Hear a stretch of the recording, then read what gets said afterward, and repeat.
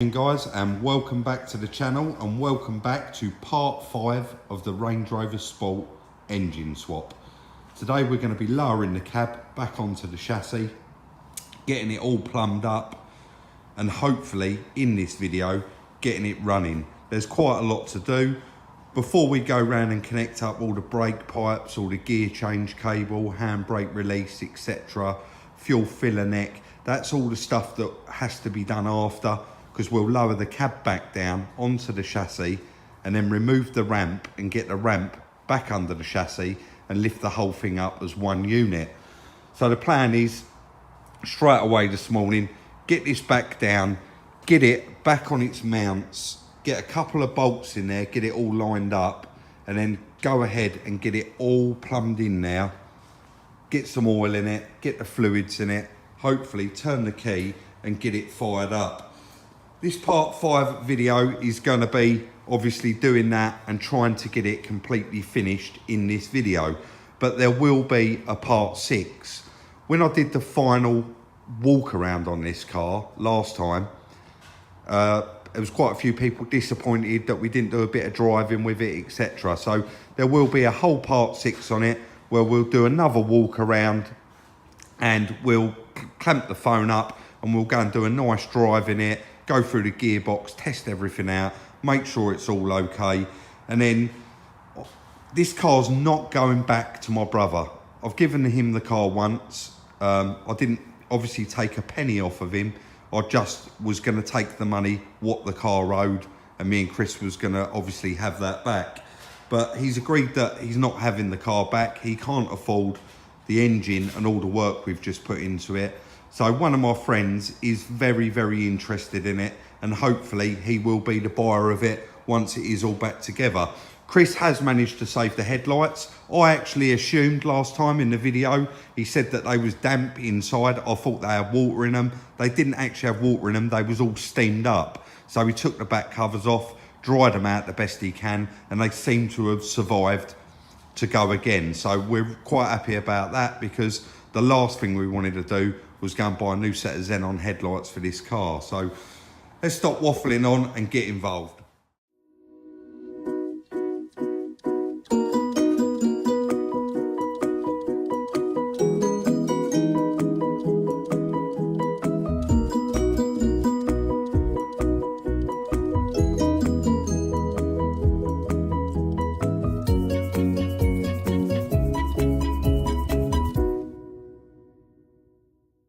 You guys wasn't watching that in real time, but you can see just how much there is involved. You probably see me lying underneath. That was to connect back up the gear change cable, emergency handbrake release. There's an earth under there and one multi-plug. You probably see us jacking up the chassis with the cab still up on the ramp, and we was trying to get it lined up. Where we moved it out yesterday, obviously washed the chassis down, it was slightly out of line and we had it pulled right over to the right hand side of the workshop. But we are now just going around getting everything. We had to get everything pretty much lined up and get 4 bolts in it, so 2 at the back, 2 at the front, the filler neck, get that all lined up. I'm just going to move around, sorry guys. Yeah, we got a bolt in the back here, and the strut, you've got those 3 plugs there, and there's 2 under here that I pointed out yesterday when I was washing it. You have to actually try and plug those in before you lower the chassis down. So that's what we was doing under the bonnet.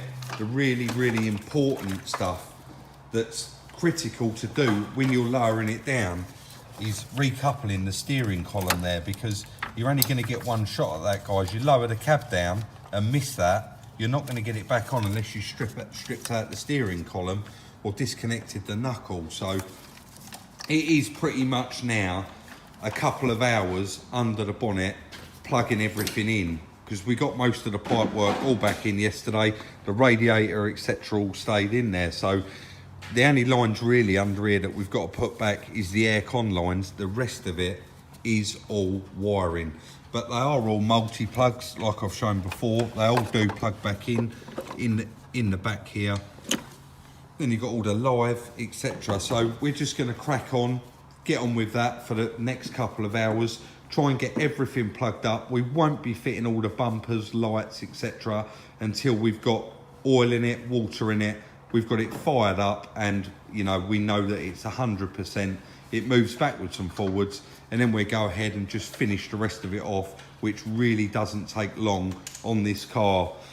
The headlights clip in, the grille clips in, the bumper goes on. There's literally a couple of bolts, and while we're putting all the arch liners in, they can all be tackled at that time. So I'm going to put it straight back onto time lapse, and we're going to carry on and try and get this all buttoned up in the next couple of hours.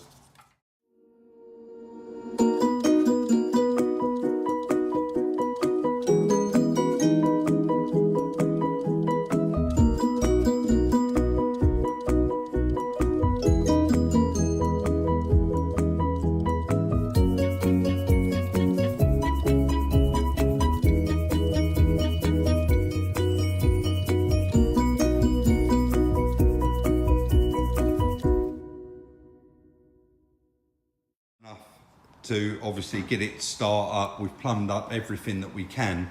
We are hoping that it does take a little while to get the diesel up there, to give the oil chance to circulate. We appreciate it's going to be a little bit rattly at first. It has been sat on that rack for over a week with no oil in it. So what we're going to do is spin it over. Hopefully it takes a little bit of cranking and then gets the oil up there and then fires into life.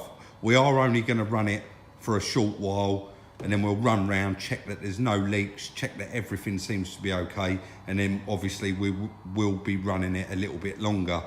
But for now, this is the first start up of the S-Type Jaguar 2.7 TDV6 engine fitted into a Range Rover Sport. Here we go. We've got a dead battery. Or a dodgy connection. Dodgy connection. Let me just wiggle them, mate. Give that a try. And again. No, we're going to have to investigate that, guys. We've obviously got a bit of a loose wire on the starter motor, and we'll have to come back. Checked everything, and it all does seem to be on there. So we've just literally chucked my jump pack on it. I don't even know if that's got a lot of life. We're thinking that the battery might be a bit low. Try locking it and unlocking it first, Chris, just to make sure the immobiliser's off. Might be the other key, mate. Oh, that's locked, isn't it? And you'll have to pull the door open. Sorry, mate. That's it.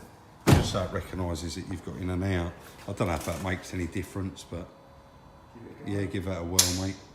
No, still the same. That clicking, we've just literally been doing a bit of fault finding for what, 30 minutes, Chris, going through, checking the battery. We've got the original Jag battery. We tested that. We've got my jump pack there with the original starter motor for the Jag engine. We're just testing how it, you know, just making sure that that weren't the issue.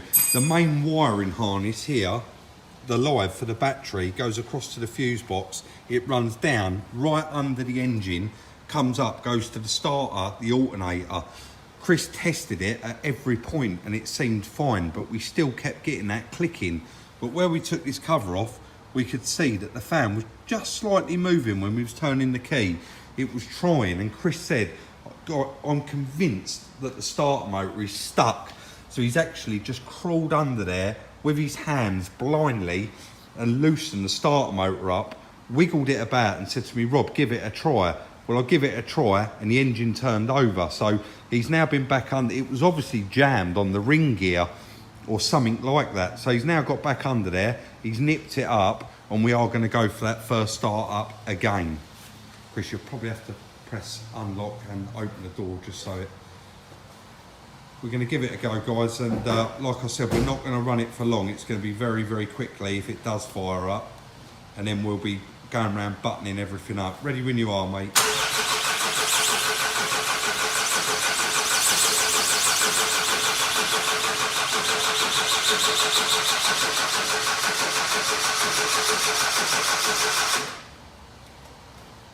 Don't forget, guys, it's got no diesel up there, no oil or nothing yet. Got it turning over, guys. Obviously there's no diesel up there. Chris is going to crack off and bleed up all the injectors while I'm spinning it over, and then obviously we'll go from there, keep going forward. Once it's got the diesel up there, we can then obviously get it to fire up with a bit of luck. Right, I'm ready when you are, Chris. Go for it. Yep. Just nick that up. That's one side bled up, guys. We knew it was going to take some cranking to get it up there, but I pushed a little release valve and it was full up with air. So Chris said, I'm going to have to bleed them off a little bit. Yeah.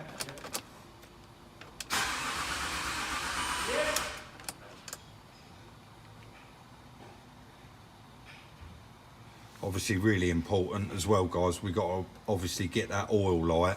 Got to wait for that to go out. Fingers crossed that goes straight out. And then we should be good. But you see all the faults coming up there, part brake, etc. It hasn't actually got any faults. That's where. Okay, yeah, you ready? Oh, oil light's gone out. Fired straight up, guys. Get in there. That's another one.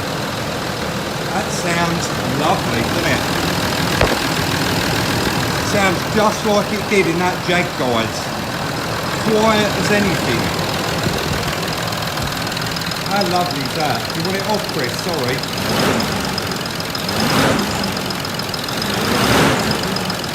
You're all lights out, isn't it? Guys, we are now going to get this all buttoned back up and hopefully drive it out of this yard by the end of the day. I'll be back shortly.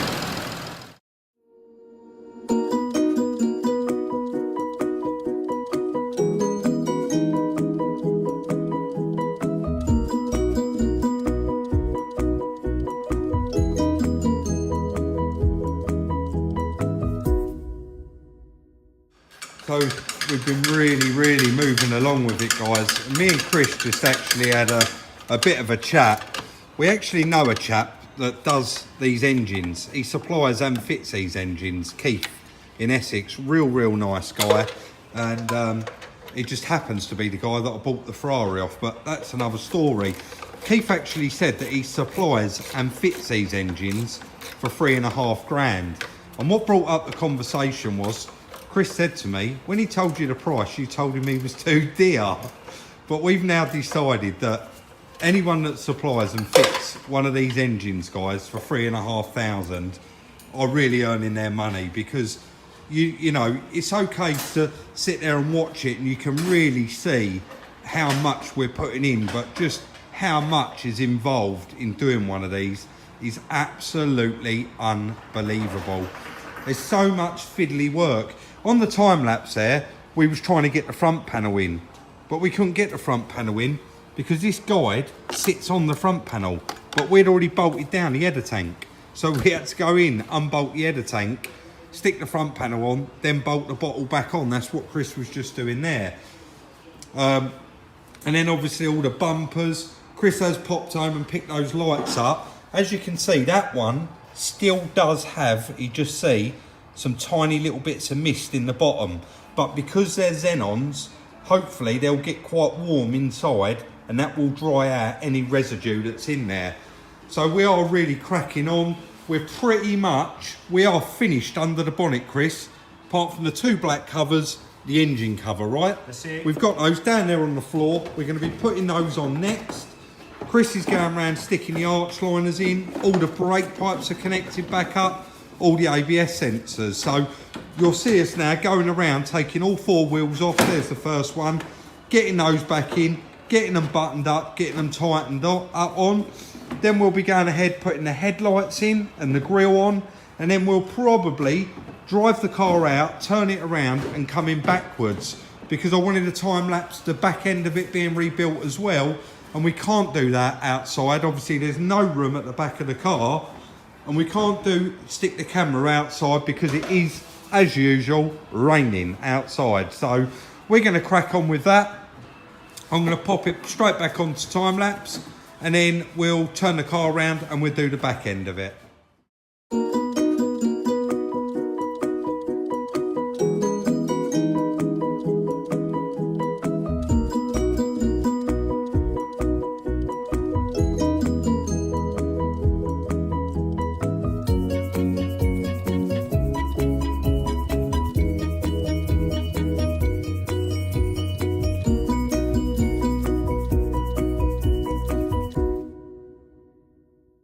have this bit in there now. We are done with all the wheel arch liners.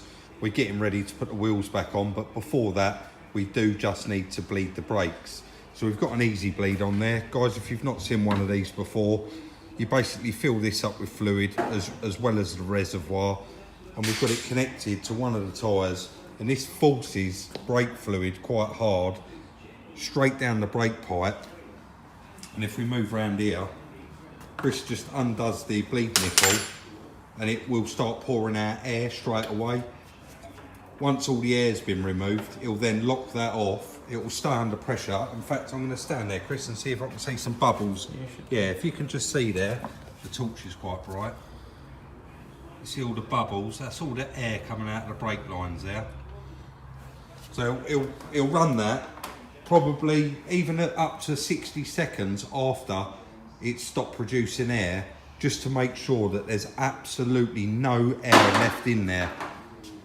And then we'll be moving on to this side. So basically, when you are bleeding the brakes, I think I may have said this in a previous video, but for those of you that don't know, wherever the reservoir is in your car, whether it's driver's side or passenger side, you start from the furthest wheel away from the reservoir. So on this car, it's the back passenger side. Then you move to the second furthest away, which is the back driver's side, then passenger side, and then obviously finish with the closest pipe. So that is how we bleed the brakes.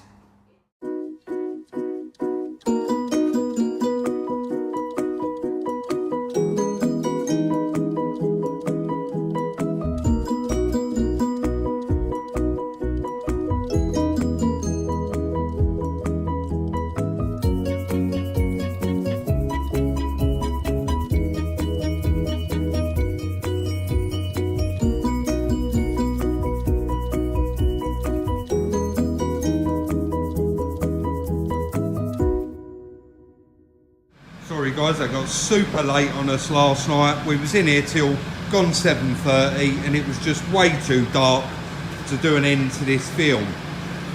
So that will be an end to part 5 of this video. The car's completely back together. I need to take it for a good drive, do a bit of snagging, check through everything, make sure that everything's working. Obviously we've just bled the brakes, we're running it up, getting a bit more life back into the battery, because we have been starting it up, turning it off, going through, checking everything over, etc. Guys, if you haven't already, please consider subscribing. I upload videos like this on a daily basis. Instagram is Salvage Rebuilds UK. Please look us up on there for some sneak peeks. The merchandise, guys, that's Salvage Rebuilds merchandise. There'll be a link for that in the description. We really do appreciate the support and it really does help the channel. Thank you very much for watching part 5. Stay tuned for part 6, which will be coming in the next couple of days. And if you haven't already, go back and watch parts 1 to 5. I'm sure that you will find it interesting. Thank you very much for watching again, and we'll see you in the next one.